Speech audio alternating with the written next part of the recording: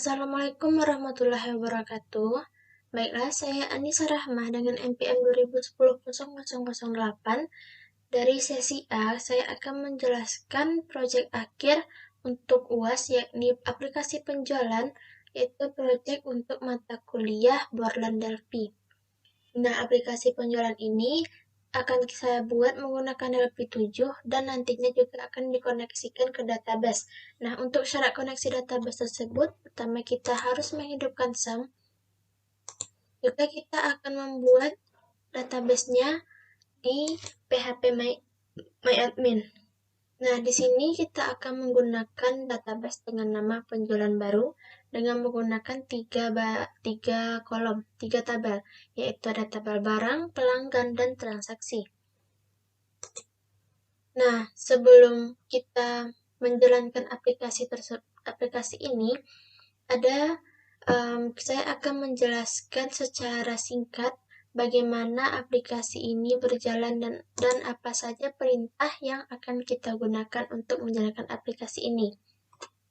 Nah, pada aplikasi ini kita menggunakan beberapa form, yaitu untuk transaksi penjualan, data barang, data pelanggan, serta ada form tabel informasi dan keluar. Nah, beberapa form tersebut kita buatkan dalam menu pada atas halaman depan ini. Nah, untuk pemanggilan form itu sendiri, kita hanya memakai satu perintah saja, yaitu form show, di mana kita akan menuliskan form apa yang akan kita buat. Nah, di sini untuk data barang, kita akan memakai form barang. Nah, form barang kita akan panggil.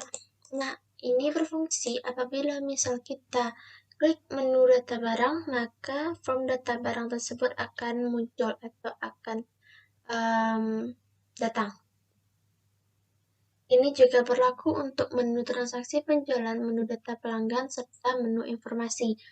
Nah, untuk menu keluar sendiri kita hanya memakai satu perintah saja, yaitu close. Nah, menu ini berfungsi untuk apabila kita menekan menu tersebut, maka kita akan keluar dari aplikasi penjualan ini.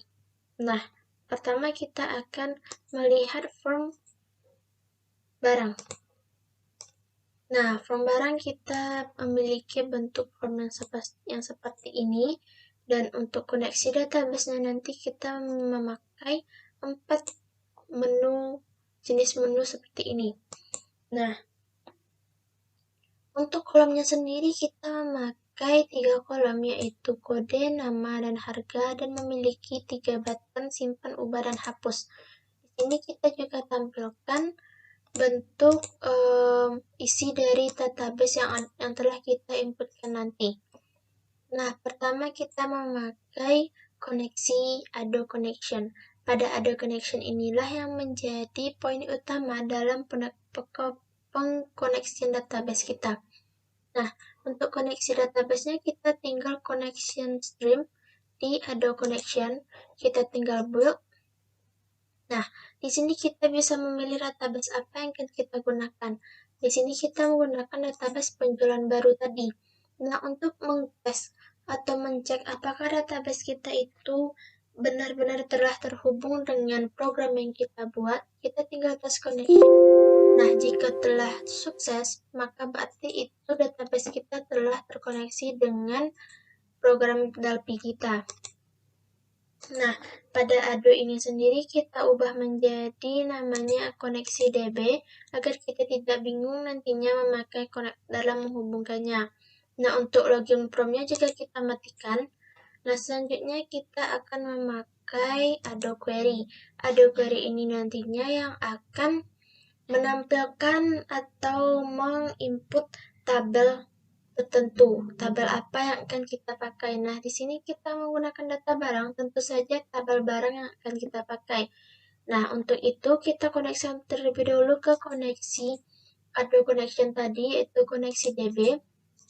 Nah, untuk pemilihan tadi kita masukkan ke perintah SQL-nya, yaitu select from barang, karena tabel yang akan kita pakai dalam database itu tabel barang.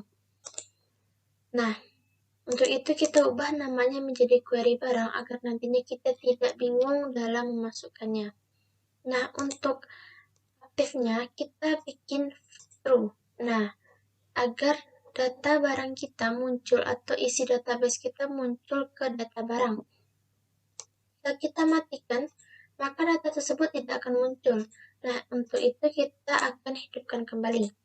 Nah, untuk tiga button ini, sebelumnya, maaf, kita akan lanjut ke data source. Data source ini yang akan menghubungkan antara query barang dengan tabel data grid DB grid ini. Nah, untuk itu query datasetnya kita akan pakai query barang. Nah, selanjutnya kita akan memakai query custom. Nah, pada query custom ini kita juga koneksikan ke database, yaitu koneksi DB tadi, di mana untuk koneksi ke Adobe Connection tadi, dan namanya kita ganti jadi query custom. Nah, pada query custom ini kita tidak perlu membuat sintak SQL lagi. Dan juga aktifnya juga tidak perlu kita hidupkan.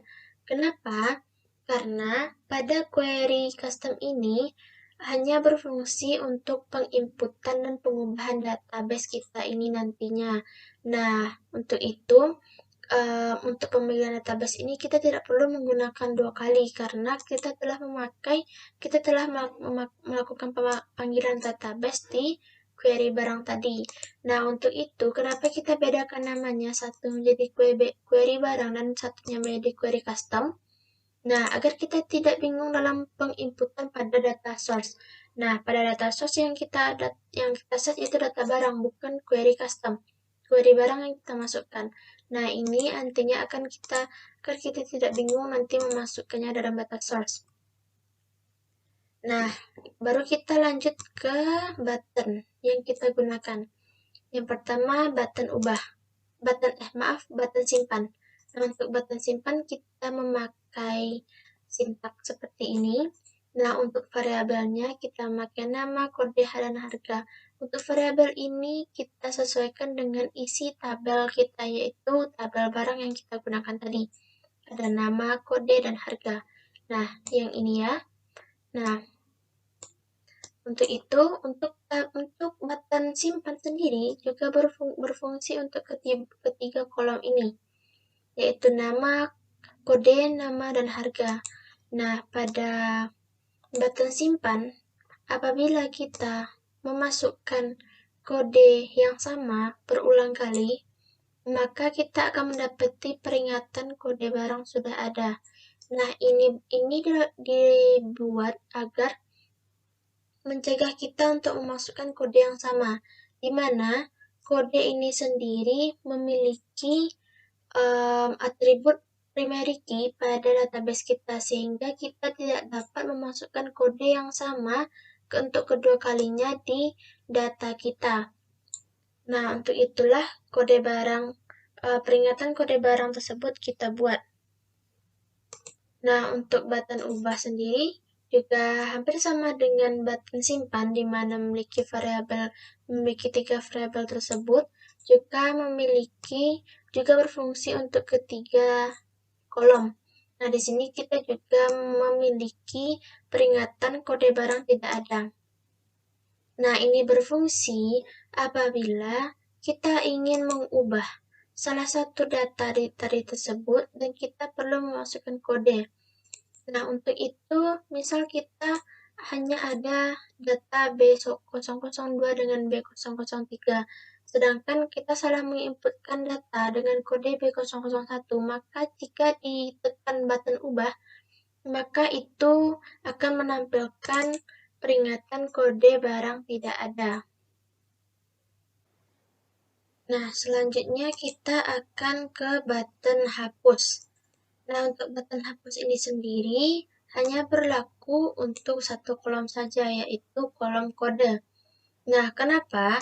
Karena ini agar mempermudah pekerjaan kita. Nah, untuk itu, pada saat kita ingin menghapus data, kita hanya akan tinggal memasukkan kodenya saja. Misal kita ingin menghapus data B002, yaitu kita tinggal memasukkan atau menginputkan kodenya saja. Kita tidak perlu memasukkan nama dan harganya juga, agar itu dapat mempersingkat dan mempermudah waktu pengerjaan kita. Nah, bayangkan saja apabila kolom yang kita pakai lebih dari 3, maka itu akan memperlama waktu pengerjaan kita dalam penginputan data atau penghapusan data nanti. Untuk itu, untuk button hapus, kita hanya memerlukan satu kolom saja dan itu akan bisa membuat seluruh data yang ada dalam kode tersebut terhapus.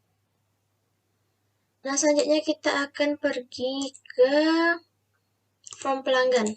Nah, untuk form pelanggan ini juga sama dengan data barang, di mana data pelanggan ini juga memakai 4 menu koneksi database seperti ini, memiliki tabel database seperti ini, juga memakai 3 buah button simpan, ubah, dan hapus. Dan untuk kolomnya sendiri kita memakai 4 kolom, yaitu pelanggan, nama, nomor HP, dan alamat. Nah, untuk fungsi ketiga button tersebut juga sama dengan button di data barang tadi. Nah, 3 button di sini juga sama. Nah, selanjutnya kita akan melihat bentuk form transaksi. Nah, untuk form transaksi sendiri juga memiliki kesamaan dengan dua form sebelumnya, yaitu memiliki 4 menu ini, memiliki tabel database, serta memiliki 3 buah button. Bedanya cuma dari banyak kolomnya, yaitu di mana kita memiliki kode transaksi, kode pelanggan, kode barang, jumlah pembelian, dan total harga. Nah, untuk fungsi 3 button ini juga memiliki fungsi yang sama dengan form-form sebelumnya. Nah, untuk itu, kita telah mengetahui bagaimana cara kerja button, cara kerja koneksi database, serta cara kerja menu yang telah kita buat, dan apa-apa saja perintah pemanggilannya. Nah, sekarang kita akan melihat bagaimana aplikasi ini ketika dijalankan. Kita akan coba run aplikasinya, dan yang muncul pertama kali yaitu halaman depan, di mana halaman depan ini terdiri dari beberapa menu form serta logo dari toko penjualan. Nah, kita pergi ke bantuan, yaitu di mana ada informasi dan keluar informasi. Jika kita tekan informasi, maka akan menampilkan form informasi seperti ini, yaitu nama dari aplikasinya. Di sini saya buat nama aplikasi dan nama serta NPM saya sendiri. Nah, kita pergi ke data barang. Nah, ini bentuk data barang setelah kita inputkan. Nah, kita coba masukkan satu data saja, yaitu misal kita masukkan B001. Sini kan dari B002 ya. Kita masukkan B001 dengan nama barang misalkan Indomie. Indomie dengan harga 3.000. Nah, kita coba simpan, maka B001 akan masuk dan itu terletak di atas karena ini kita buat menjadi primary key. Nah, kita coba simpan dalam bentuk kode yang sama, misal dalam bentuk B002. Kita coba simpan, nah kode barang sudah ada, itu tandanya kita tidak boleh menginputkan kode yang sama secara berulang. Nah, coba kita ubah menjadi B003. Nah, isinya juga Indomie dan harganya juga 3.000. Maka coba kita tekan ubah. Nah, B003 juga ikut terubah menjadi Indomie dan harganya 3.000. Nah, kita coba untuk mengubah kode barang yang tidak ada pada list database ini. Misal kode barang 004. Kita coba ubah, maka peringatannya adalah kode barang tidak ada karena dalam database kita tidak memiliki kode barang, yaitu kode B004. Nah, kita coba untuk hapus B, misalnya kita ingin menghapus B002. Nah, kita hanya tinggal memasukkan memasukkan data di satu kolom saja, yaitu kolom kode. Nah, kita coba hapus, maka B002 terhapus dari database kita atau data barang kita. Nah, selanjutnya kita pergi ke data pelanggan. Nah, untuk penginputan data pelanggan sendiri juga sama dengan data barang, yaitu kita coba inputkan ke P002 dengan namanya Anissa. Nomor HP-nya kita bikin acak saja. Alamat Padang. Alamat kita bikin di Bayang ya. Ini nama kecamatan. Kita simpan. Nah, P002 akan masuk ke dalam database kita. Nah, kita coba button ubahnya. Misal kita tetap di P002, cuman kita ubah saja alamatnya saja. Misal di Bali. Kita ubah. Nah, alamat Anissa akan berubah menjadi Bali. Nah, untuk penghapusan sendiri juga berlaku. Kita tidak perlu memasukkan semua ini. Kita tinggal ubah. Misalnya kita ingin menghapus P003. Kita tinggal hapus. Nah, P003 akan terhapus dengan memasukkan satu kolom saja, menginputkan dalam satu kolom saja. Nah, kita akan pergi ke transaksi penjualan. Untuk transaksi penjualan ini juga sama. Kita inputkan data seperti biasa. Kita bikin jual belinya misal 14 dengan harga 150.000. Nah, kita simpan. Nah, kita coba hapus. Kita coba ubah harganya. Kita coba ubah kemudian jadi 4, harganya 3.000. Kode transaksi sudah ada, kita ubah. Nah, ini masuk ya ke tabelnya. Nah, kita coba hapus yang T001 saja. T001 kita hapus. Nah, T001-nya terhapus. Nah, dari ketiga form tadi sudah kita lihat bagaimana cara kerjanya.